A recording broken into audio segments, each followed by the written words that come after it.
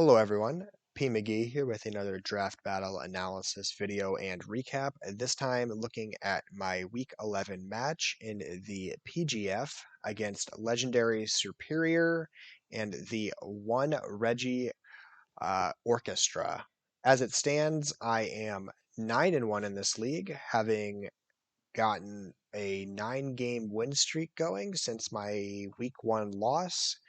And prior to this game, it was confirmed that I had secured a playoff bye no matter what. At worst, I was going to finish at the second seed, but I was in a position to guarantee a first seed with a win and just kind of reassert myself as the major contender for this league.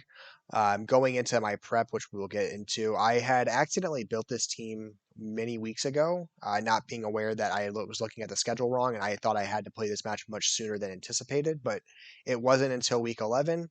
And then knowing my playoff position prior to the match, I didn't make any changes from what I was doing at that time. I kind of just ran with the sets I was running with, figured I would have a little bit of fun with it. And then that way, if we ran into each other again in playoffs, as he is also guaranteed a playoff spot regardless, although he is in a position to secure a bye with a win, I could still fiddle around with the team more. But I didn't want to get into anything too crazy, just because I needed to try to preserve some stuff for playoffs. But anyway, before we get into this match, we're going to take a look at the options that he had available to him and the pieces I brought to best address it. So, looking at his team, let me make an adjustment because there are pieces below the Colossal. Dollar's not that important anyway. We're not going to show it too much. All right, so he's got the single striker Shifu, obviously one of the most horrifying pieces you can have to deal with. It's just a massive breaker. I have one very specific check to it, but it's very reliant on not being over predicted on, and we'll get into that in a moment. But it just has the ability to kind of tear through my team. Otherwise, Wicked Blow is just really hard to come in on. My best answer to that, Umbreon, is not going to want to take its other stab attack, which is close combat.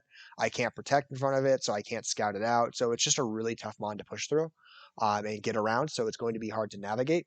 The Aegislash, I'm not super scared about most Aegislash sets, just because it has a hard time dealing with Umbreon as a offensive set, and then it has a hard time defensively running like any sort of toxic stall sets because again, Umbreon's well positioned to manage that with Heal Bell.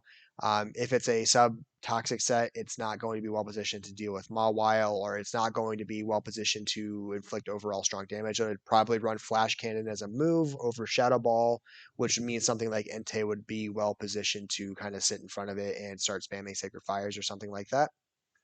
The Zapdos, actually pretty scared of the Zapdos. The Zapdos just offers a lot of good defensive coverage, makes it hard to do any sort of pivoting around. I can't be spamming U-turns because Zapdos can eat those up and inflict paralysis.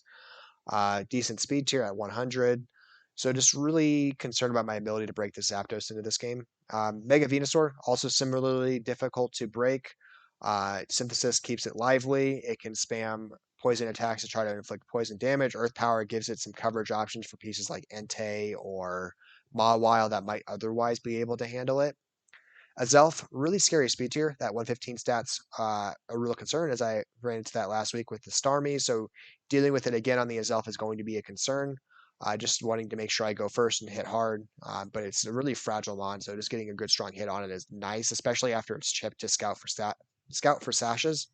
Seismitoad, really the big thing Seismitoad does is slow down offensive Landorus, so getting around that's going to be a fun little challenge, and we'll get into that in the team prep shortly.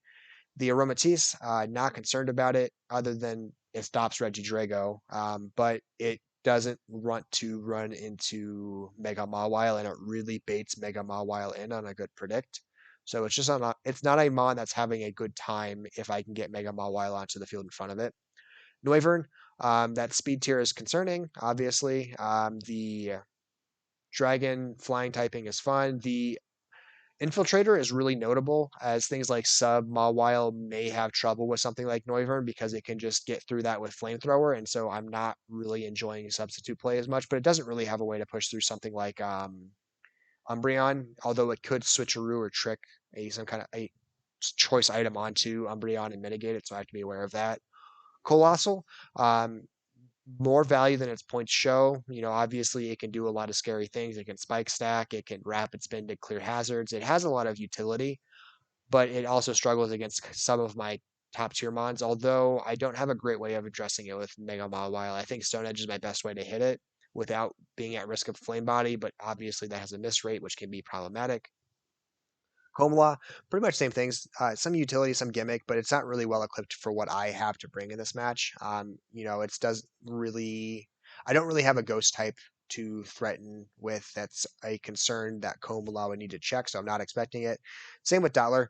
It could show up and try to put webs down. I've been pretty good about bringing defog to a lot of my matches, and so I just don't feel like Dottler is going to be effective in doing that. But it could, and so I need to be aware of it. So the team I brought to manage a lot of these things. Let me adjust my screen. The Mega Mawile, pretty much doing normal Mega Mawile things. Ironhead, Play Rough, Sucker Punch, Substitute. I am still opting for the sub play. I just need to be aware of Infiltrator on a Noivern if it shows up, but I'm not too worried about that. He doesn't have a lot of safe switch-ins to Stab plus Sucker Punch. Things like Zapdos, I will take a risk with on getting paralyzed because I can fix that. Venusaur doesn't want to take those Iron Heads, especially if it has to push through a sub. A Zelf is getting O-code by a Sucker Punch without any sort of sash to preserve it. Aromatisse obviously is losing to that, and I can push through a Seismitoad. Pretty much max investment otherwise, just to give me some health. I'm opting for a Sweeper Landorus set. So Rock Palace gets me to the speed tier I need to get to. 247 at +2 puts me at 494, which I believe gets me past a notable Scarf. I want to say that's the Urshifu Scarf range. If it runs a Scarf, I would outspeed that Scarf still. I could be wrong on that calc, so I would need to double check. But I believe that's what I ran. Pretty much max attack and then some HP and a little bit of special attack investment because I am running Grass Knot. And the utility with Grass Knot in this match is obviously for the Seismitoad. I don't OHKO it. I will do a lot of damage depending on the investment, especially if it's a physically defensive Seismitoad. So the Grass Knot has a really good ability to just smack it really hard for damage after some chip. And then Edgequake just really gets the rest of the team. Stone Edge really being helpful for getting around Zapdos and Noivern, who might otherwise cause some issues. But Earthquake just hits everything else for neutral damage or better. So his team is just really having a tough time in that situation. Florges, I'm opting for a Rocky Helmet, pretty much max HP, max special, or max defense set to check the Urshifu. So this Fairy typing shuts down Stab from Urshifu in that it resists both his Stab fighting and Stab Dark types, but he has the right coverage to get around a Florges, and so a Banded Poison Jab or a Banded Iron Head will push around Florges, and so I need to be really cautious on predicts. I can probably get away with it once or twice, but it's going to be in a position to come in and inflict a lot of damage if it guesses right. Rocky Helmet just helps me deal with it and chip it down so that it's getting punished for clicking stab or U-turn to try to control momentum. So Florges just really checks that. But if I overuse Florges, I'm really going to be called on a hard predict. Defog to remove hazards, Aromatherapy to fix status because I don't have that on Umbreon this match, which we'll get to in a second. Moonblast because it's a good stab option, and then Synthesis because I can't do any sort of Wish Protect because if an Urshifu knows I'm running that set and I click Wicked Blow, it clicks Wicked Blow as I come in, then I'm not in a good position to click Wish. If it does Wicked Blow again, then I'm going to be in a lot of trouble. So Synthesis just keeps me healthy so that I can come in on a Wicked Blow or a close combat, survive that attack, would survive the next one, and just start spamming Synthesis until it leaves the field or dies from the Rocky Helmet damage. So I felt that was the most appropriate route to go with Florges here. So Florges didn't waste any time getting back to health. Umbreon, pretty standard set. Wish Protect, Foul Play, all normal stuff. Baton Pass is really important in this matchup because a passive Umbreon is just ripe to be taken advantage of by the Urshifu. If I am too passive on the field, I will give Urshifu a window, and I do not want to give Urshifu a window. So really, Umbreon's about coming in on certain predict plays against things like Slash, things like Zapdos, things like Mega Venusaur or Azelf, scaring them out with the threat of foul play, and then just clicking baton pass to control momentum. Pretty mixed EV investment. I believe that gave me good chances at dealing with most Aegislash sets. let me deal with Zapdos really well. That lets me deal with Venusaur really well. So I can deal with some physical, and I think, yeah, IG Slash with the close combat, I think that was the calc I was running.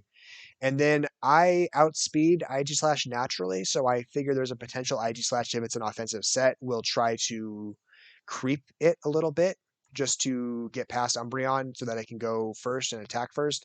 It may even run as high as to outspeed Florges. I don't know. Florges doesn't really have a move to threaten it back with, so it's not really something it needs to outspeed.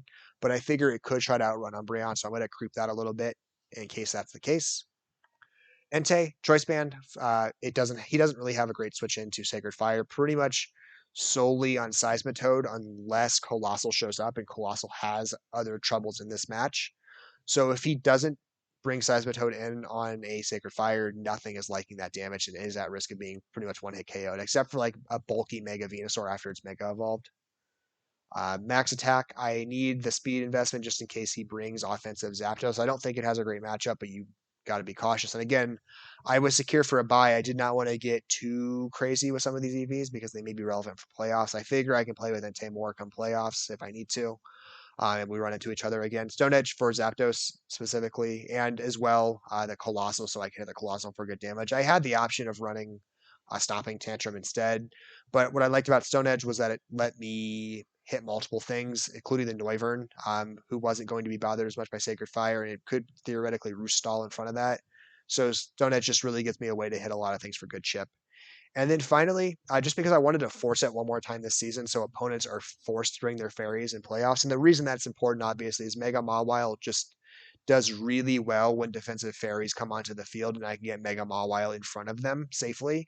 They don't have a good way of dealing with Mawile. Mawile just obviously can pretty much one hit KO most things with Iron Head if they take it for super effective damage. So I wanted to get as many of those opportunities in playoffs as possible. And the only time I brought Regidrago was on the most obvious bring against a team that did not have a fairy. This one had Aromatisse, which I felt like I could also take advantage of. And so I'm forcing Regidrago back into this matchup because I think it has an overall good time.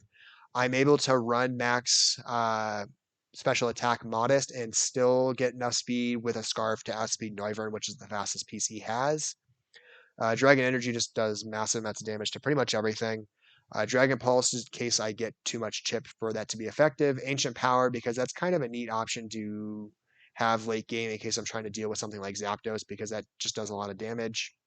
And then Body Slam, not really expecting to run it, don't really expect it to be that valuable, but in case I need to deal with Aromatisse, being able to predictably call the Aromatisse switch in and click Body Slam could paralyze it and just kind of help me out a little bit. So I felt it had some utility, even if it wasn't that much. Anyway, that's the team I brought. That's what I assembled.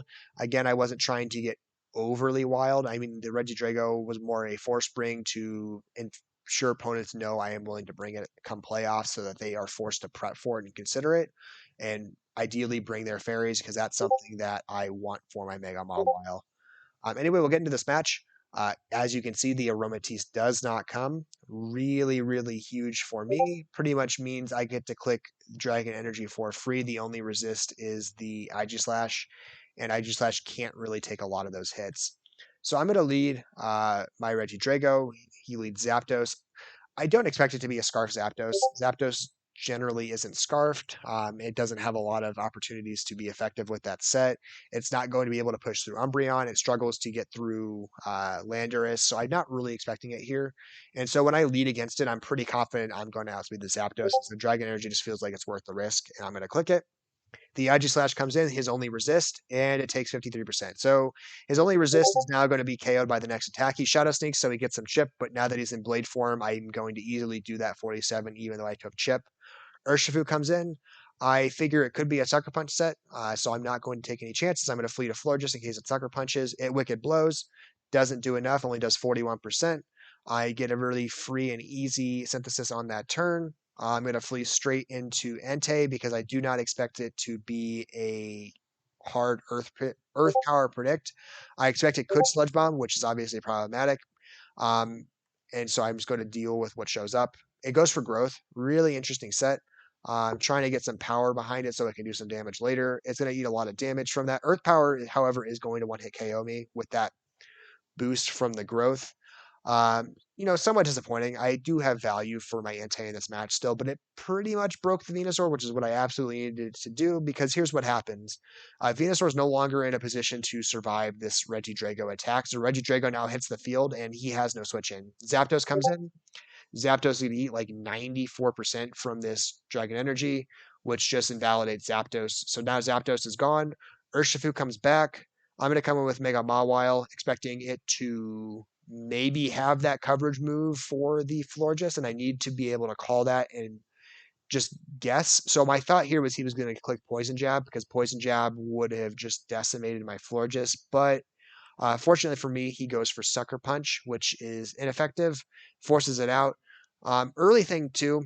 So from the damage it did to Florges on the first hit, I know it's a band just from the damage output. It couldn't be anything else. So I know this is a choice locked Urshifu that's running band. So as soon as that Sucker Punch happens, I know my Mawile is in a position to come in and click Substitute like I do, and which gives me just a free play rough on the Seismitoad to do good amounts of damage. Doesn't KO it, but it just pretty much breaks it. I'm going to click play rough again because I'm going to survive. I pretty confidently I'm going to survive that earthquake, I believe. So I feel like it's worth the risk here. Urshifu comes back in. I expect it's probably going to click close combat. I'm going to go back into Florges. It does 43%. First attack it did was 41%. So he knows that the roll, even though it's so close, he knows the roll is probably not favorable for him. And so he's going to retreat here just because he doesn't like the situation. And then the Azelf comes in, which forces my Umbreon in. He's going to take advantage of that, U-turn really aggressively. He makes a mistake, I think, here. I think he should be coming in with the Urshifu at this point. It's not overly significant. I'll get to that in a second, but he should have come with the Urshifu here. My Florges is not full health, which means my Florges, when it comes back in, is going to take more rocks damage from that Wicked Blow. And then it should, unless he low rolls it twice, get 2-hit KO by Wicked Blow. So he's just in a better position to come in and click Wicked Blow there than he was a couple of turns ago and get that KO. Obviously, he's going to take 32% more of chip, which is not what he wants. But he comes in with Venusaur, which I don't think is the right call, because it turns into a bit of a passive play. Venusaur is going to click Synthesis. I'm going to click Wish, and then I'm going to, I believe, Baton Pass here into, Baton Pass into my Florges. And now Florges gets the Wish, and now its health is back. And now Urshifu no longer can do anything about this. And so I get to force Urshifu out of the field right away, which lets me defog. Really important here because now it reinsures Florges is properly suited to wall out the Urshifu for its remaining life. I'm going to bring Umbreon back in. I'm going to, I believe, Baton Pass here. So something I should have done, and I didn't really consider at the time. The downside of him clicking Growth is it brings up his attack stat, which makes my foul play more damaging, which is not something he wants to deal with. Because again, Azelf can't come in on foul play. Venusaur won't be able to handle foul plays anymore. Urshifu can come in on foul play, but I can go back into Florges safely again because I've cleared the hazards and I've gotten my health back to 100%. So I'm in a really interesting position to oppress with foul play if I were to stay in. I'm going to switch out into Regidrago. Kind of a mistake. I don't need to be taking this risk with Regidrago. My Umbreon can wall it out pretty well. Obviously, the concern here is Sludge Bomb could be a problem, so I'm going to, I guess, go to try to navigate around that. Dragon Energy is going to do a bunch of damage, not quite KO. Sludge Bomb is going to do a bunch of damage, not quite KO. I avoid the Poison Proc, really helpful.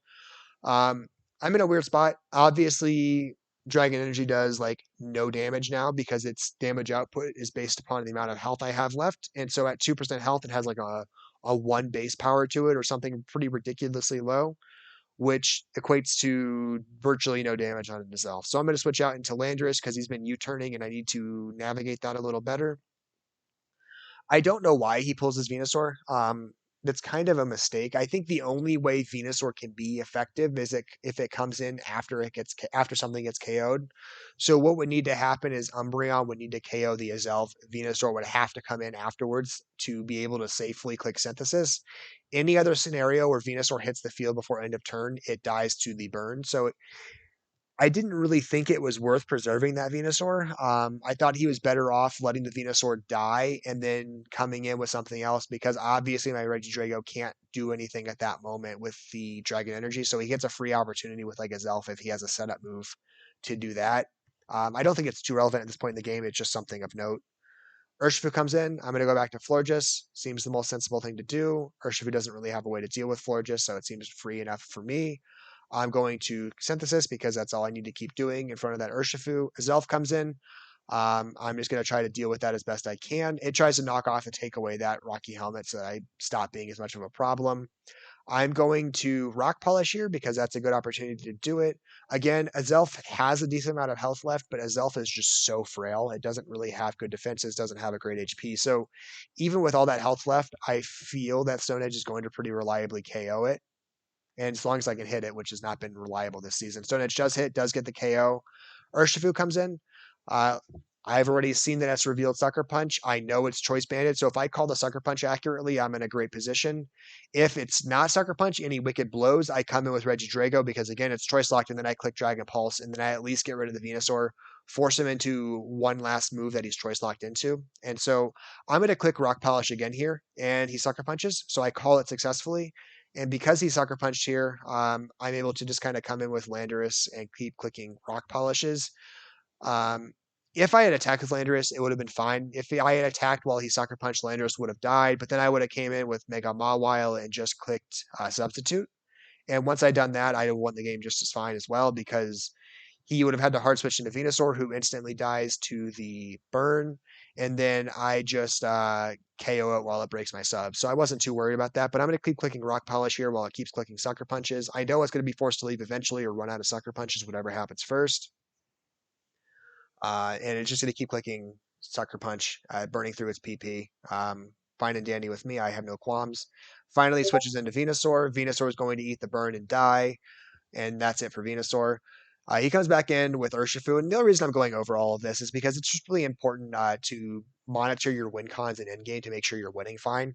So it comes back in. It has 3 PP left on Sucker Punch, so I know even if it clicks Sucker Punch, it doesn't have enough Sucker Punches left to win this game out. So I know he's forced to click another attack unless he's fishing for differential, which doesn't matter to me. With any sort of win, I guarantee number 1 seed. So I'm fine playing the differential game if I absolutely had to. But I know he's pretty much forced to click Wicked Blow here. Not that it really matters. So I'm just going to click Earthquake on the expectation he has to click Wicked Blow because he doesn't have enough PP with Sucker Punch to be effective. Not that it really mattered. Or Close Combat is probably the move he's going to click because he has to deal with Umbreon. Anyway, I click Earthquake. I go first because he doesn't click Sucker Punch. I get the KO. I win the game. So Landorus came in really clutch there. Did nice work at the end game. After Seismitoad got eliminated, it was just really well positioned to sweep, and it did exactly that. So I finished the season at 10-1, secure yet again another number 1 overall seed, another semifinals appearance because I get the first round bye. It's the top 6 teams advance, top 2 teams get a playoff bye, and so I will play the lowest winning seed in round 2 of playoffs in the semifinals. I fully expect to lose, as is my habit. I believe I am 0-5 now in semifinal appearances, and I don't expect that to improve anytime soon. But uh, one of these days, I guess I'm bound to win something. Hopefully, that's sooner rather than later. So yeah, stay tuned when I come back to this league in a couple of weeks for that semifinals appearance. Maybe, just maybe, I will get my first ever draft appearance for a finals match, and maybe uh, even get a chance at taking home a championship. We will see. So stay tuned for next time.